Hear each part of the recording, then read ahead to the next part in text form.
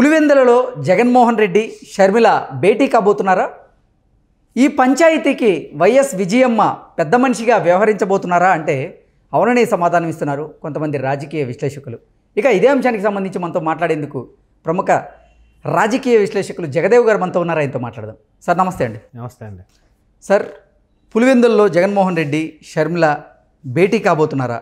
ఈ పంచాయతీకి వైఎస్ విజయమ్మ పెద్ద మనిషిగా వ్యవహరించబోతున్నారా అంటే ఏం చెప్తారు? ఎందుకంటే ఈ నెల 25వ తేదీన క్రిస్మస్ సందర్భంగా వైఎస్ కుటుంబం మొత్తం కూడా పులివెందుల్లో భేటీ కాబోతున్నారు. ఆ ఫెస్టివల్ని సెలబ్రేట్ చేసుకోబోతున్నారని. ఈ నేపథ్యంలో జగన్మోహన్ రెడ్డి షర్మిల మధ్య ఉన్నటువంటి విభేదాలను తొలగించేందుకు చివరిసారిగా వైఎస్ విజయమ్మ గారు ఒక ప్రయత్నం అయితే చేయబోతున్నారు, వాళ్ళని కలిపే ప్రయత్నం చేస్తున్నారని ఒక వార్త బయటకు వచ్చిన నేపథ్యంలో ఆ వార్తలో వాస్తవం ఎంత అంటే ఏం చెప్తారు? అంటే క్రిస్మస్కి ఎలాగో సెలబ్రేట్ చేసుకుంటారు అండ్ మోర్ ఓవర్ కంపల్సరీగా ఇడ్పులపై వెళ్ళి ప్రార్థనలు కూడా చేస్తారు. సో ఆ సందర్భంగా కుటుంబం అంతా ఒక దగ్గరికి చేరుతుందండి.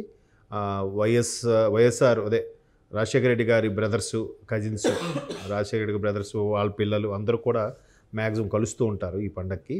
అంటే ఏడాదికి ఒకసారి వచ్చే పెద్దగా మాట్లాడుకోలేదన్నట్టు కూడా వార్తలు వచ్చాయి షర్మిల గారు, జగన్మోహన్ రెడ్డి గారు. బట్ అప్పటికే ఆవిడ అక్కడ నుంచి వదిలేసి తెలంగాణ వచ్చేసిన దాఖలాలు కనిపిస్తున్నప్పుడు కూడా ఇద్దరి మధ్యలో ఏ మాట మంతి లేదు, కేవలం జస్ట్ పలకరింపు వరకే వచ్చింది తప్ప ఎక్కడ చర్చకి ఏమి వచ్చినట్టు లేదు అన్నట్టు కూడా వార్తలు వచ్చే మనం చూసాం మీడియాలో కూడా. అయితే ఇప్పుడు ఈ చినికి గాలివాన అనే సందర్భంలో తెలంగాణ వచ్చేసారు షర్మిల గారు. వచ్చి తెలంగాణ వైఎస్ఆర్సీపీ పార్టీ పెట్టుకున్నారు. ఆవిడ వచ్చినప్పుడు ఆవిడ కూడా తల్లి కూడా విజయమ్మ గారు కూడా ఇంతవరకు ఇక్కడ జగన్ గారికి సపోర్ట్గా ఉన్నాను, ఇకపై బిడ్డకి సపోర్ట్గా ఉంటాను, అందుకే బిడ్డతోనే ఉంటాను అన్నట్టుగా ఇండైరెక్ట్గా కొన్ని వ్యాఖ్యలు చేశారు. అంటే ఇక్కడ నేను ఇంకా ఉండదలుచుకోలేదు అన్న ఉద్దేశమో లేదంటే బిడ్డకే సపోర్ట్గా ఉంటానన్న ఉద్దేశంతో కొన్ని వ్యాఖ్యలు చేశారు. అప్పటి నుంచి కూడా ఎడమొహం పెడమొహంగా ఉంటున్నట్టుగా కూడా మనకి వీడియోలో రకరకాల కథనాలు వినిపించాయి. ఈవెన్ షర్మిల గారు కూడా ఒక ఛానల్కి ఇచ్చిన ఇంటర్వ్యూలో, ఎస్పెషల్లీ ఏబిఎన్కి ఇచ్చిన ఇంటర్వ్యూలో కూడా ఆయన అడిగిన దానికి పరోక్షంగా అటువంటి సంకేతాలు ఇస్తూ ఆన్సర్ ఇచ్చారు. మీరు అంటే నేను అమ్మ అనిల్ గారు ఎంత కష్టపడినా కూడా అంత పార్టీలో గుర్తింపు రాలేదు, అంత ప్రాధాన్యత లేదు అన్నట్టుగా ఉంది. దానికి తగ్గట్టుగానే విశ్లేషకులు విమర్శించే విధంగానే ఉంది. ఎందుకంటే గవర్నమెంట్ ఫామ్ అయిన తర్వాత షర్మిల గారికి కానీ లేదంటే విజయమ్మ గారికి కానీ ఎటువంటి కీలకమైన పదవులు ఇవ్వడం కానీ లేదా నామినేటెడ్ పోస్టులుగా కానీ ఒక రాజ్యసభ సీట్లు కానీ అలాంటివి కూడా ఎక్కడా వాళ్ళకి ఆఫర్ చేసినట్టుగా కానీ వాళ్ళని కూర్చోబెట్టినట్టు కానీ ఎక్కడా మనకి దాఖలాలు కనపడలేదు గడిచిన 4.5 సంవత్సరాలు. సో ఇవన్నిటి మీద చూస్తే బయటకు కూడా సమాచారం ఎలా పొక్కుతుందంటే భేదాభిప్రాయాలు ఉన్నాయన్నట్టుగానే పొక్కుతుంది. దాని తర్వాత మొన్న తెలంగాణ ఎన్నికల్లో అది తేటతెల్లమైంది. ఎలా అంటే కాంగ్రెస్లో విలీనం చేస్తాం అనుకున్నారు వైఎస్ఆర్ తెలంగాణ పార్టీని. బట్ అక్కడికి వెళ్ళి మంతనాలు జరిగిన తర్వాత సీట్ల సర్దుబాటులో కుదరలేదు. బట్ కాంగ్రెస్కి సపోర్ట్ ఇస్తాము, ప్రస్తుతానికైతే ఇక్కడ పోటీ చేయట్లేదని చెప్పి ఒక ప్రెస్ మీట్ పెట్టి షర్మిల గారు చెప్పడం జరిగింది. ఆ ప్రెస్ మీట్లోనే ఒక సదరు మన మీడియా మిత్రుడు అడిగిన ప్రశ్నకి ఇట్లా మీరు సజ్జల రామకృష్ణారెడ్డి గారు మీకోసం ఇలాగ కామెంట్ చేశారు, మీరు ఇలాగ కాంగ్రెస్లో కలపకూడనా లేదా కాంగ్రెస్ సపోర్ట్ ఇస్తూ పోటీ చేయకపోవడం కరెక్ట్ కాదు, ఎందుకంటే గతంలో కాంగ్రెస్తో విభేదించే వైఎస్ జగన్మోహన్ రెడ్డి గారు బయటకు వచ్చి మరి పార్టీ పెట్టారు. సో కాంగ్రెస్ అనేది ఎప్పటికీ మనకి బద్ధశత్రువు లాంటి దాంతో మళ్ళీ షర్మిల గారు కలుస్తున్నారు అనే ఉద్దేశంలో సజ్జల రామకృష్ణారెడ్డి గారు వ్యాఖ్యలు చేశారు.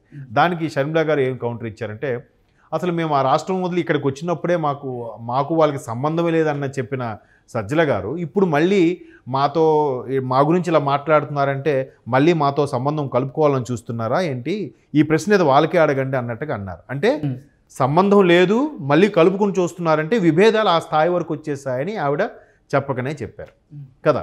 సో ఈ విభేదాలని మరలా ఎందనుకున్నా ఒకే రక్త సంబంధం కాబట్టి అన్నా చెల్లెళ్ళే కాబట్టి ఎలాగూ మీరు అంటున్నట్టు క్రిస్మస్ వేడుకలు జరుగుతాయి కాబట్టి ఖచ్చితంగా కుటుంబ సభ్యులందరూ కూడా ఒక దగ్గరికి చేరి ఒక విందు ఏర్పాటు ఖచ్చితంగా ఇడుపులపాయలు కూడా ప్రార్థనలు చేస్తారు. రాజశేఖర రెడ్డి గారి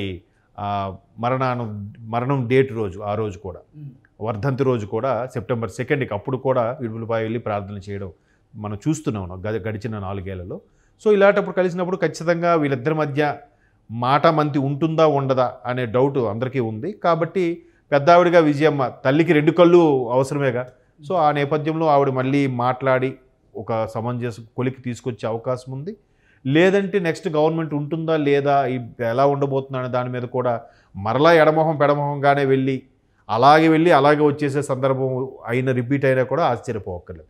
ఖచ్చితంగా వీళ్ళు ప్రార్థన చేసేదాన్ని మనకు లైవ్లోనే చూపిస్తారు, పర్టికులర్ ఛానల్లో చూపించినప్పుడు ఖచ్చితంగా చూస్తాం మాట్లాడుకుంటున్నారా లేదా అని.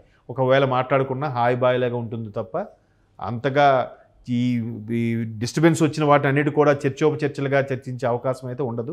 ఒకవేళ ఆ చర్చలు లోపలికి వచ్చినా కూడా మనకు ఆ విషయం బయటికి రానివ్వరు. సో ఓవరాల్గా అయితే బయటకు వచ్చే అంశం ఏంటంటే ఇద్దరి మధ్యన భేదాభిప్రాయాలు ఉన్నట్టుగా మొన్న స్టేట్మెంట్తో అర్థమైంది. సో ఆ భేదాభిప్రాయాలు ఎంతవరకు కొనసాగుతాయని తెలియదు. బట్ ఎన్ననుకున్నా వాళ్ళ కుటుంబం కాబట్టి రాజకీయ పరంగా మాత్రం భేదాభిప్రాయాలు వచ్చేసినట్టుగా మాత్రం స్పష్టంగా కనిపిస్తోంది. ఓకే, జగన్మోహన్ రెడ్డి షర్మిలతో సంధికి ప్రయత్నం చేస్తున్నారని, అందులో భాగంగా షర్మిలతో భవిష్యత్తులో అసలు ప్రమాదం పొంచి ఉందని జగన్మోహన్ రెడ్డి గ్రహించారని, అందుకే సంధి ప్రయత్నం చేస్తున్నారు అని, సంధి ప్రయత్నంలో భాగంగా షర్మిలకి కడప ఎంపీ టికెట్ అలాగే సునీతకి ఒక ఎమ్మెల్యే టికెట్ ఇస్తా అంటూ కూడా రాయబారం పంపించారని, డీకే శివకుమార్ గారు ఆ రాయబారాన్ని రాయబారిగా మారి వైఎస్ విజయమ్మకి ఆ సందేహాన్ని తీసుకెళ్లారని చేరవేశారని, ఆ సందేశాన్ని విన్నటువంటి విజయమ్మ గారు మనోడి పెళ్లి తర్వాత దీనిపై నిర్ణయం తీసుకుంటారంటూ కూడా చెప్పారంటూ ఒక వార్త ఇప్పుడు సోషల్ మీడియాలో హల్చల్ చేస్తున్న నేపథ్యంలో నిజంగా ఆ పరిస్థితి కనపడుతుందా, ఆ పరిస్థితి ఉందా అంటే ఏం చెప్తారు మరి? అంటే ఇప్పుడు మళ్ళీ రెండోసారి గవర్నమెంట్ వస్తుందో లేదో తెలియదు, ఇటువంటి సందర్భంలో పిలిచిస్తున్నారు అని అంటే అది క్వశ్చన్ మార్కే నాకైతే. నేనైతే అది ఇన్ఫర్మేషన్ ఎక్కడ వినలేదు. మేబీ ఒకవేళ అలాగ ఆఫర్ చేస్తుండ్రు ఛాన్స్ ఇవ్వరని అనుకుంటున్నాను. ఎందుకంటే ఆల్రెడీ సిట్టింగ్ వాళ్ళకి ఇవ్వను అనుకున్నప్పుడు ఇట్లా దగ్గర వాళ్ళకి వీళ్ళకి ఇవ్వకపోవచ్చు. ఎందుకంటే ప్రాధాన్యత అక్కడ జగన్మోహన్ రెడ్డి గారి తర్వాత పార్టీలో అత్యంత ప్రాధాన్యత మళ్ళీ షర్మిల గారికి అయిపోతుంది. ఎందుకంటే రాజన్న కూతురుగా ఒక క్రేజ్ వచ్చేస్తుంది.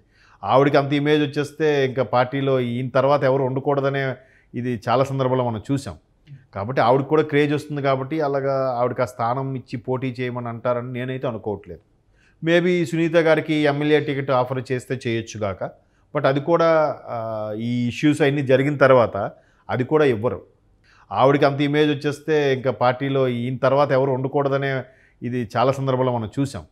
కాబట్టి ఆవిడకి కూడా క్రేజ్ వస్తుంది. కాబట్టి అలాగా ఆవిడకి ఆ స్థానం ఇచ్చి పోటీ చేయమని అంటారని నేనైతే అనుకోవట్లేదు. మేబీ సునీత గారికి ఎమ్మెల్యే టికెట్ ఆఫర్ చేస్తే చేయొచ్చు గాక. బట్ అది కూడా ఈ ఇష్యూస్ అన్నీ జరిగిన తర్వాత అది కూడా ఇవ్వరు. ఎందుకంటే అప్పుడు ఎలా ఉంటుందంటే ఇలా జరిగింది నిజంగా వీళ్ళు తప్పులు ఒప్పుకుంటున్నారు కాబట్టి వాళ్ళని బుచ్చగించడానికి ఇవి కేటాయిస్తున్నారు అన్నట్టుగా అనుకుంటారని అలా కూడా దగ్గరికి చేరనివ్వరు, అలా కూడా ఇవ్వరని నా అభిప్రాయం.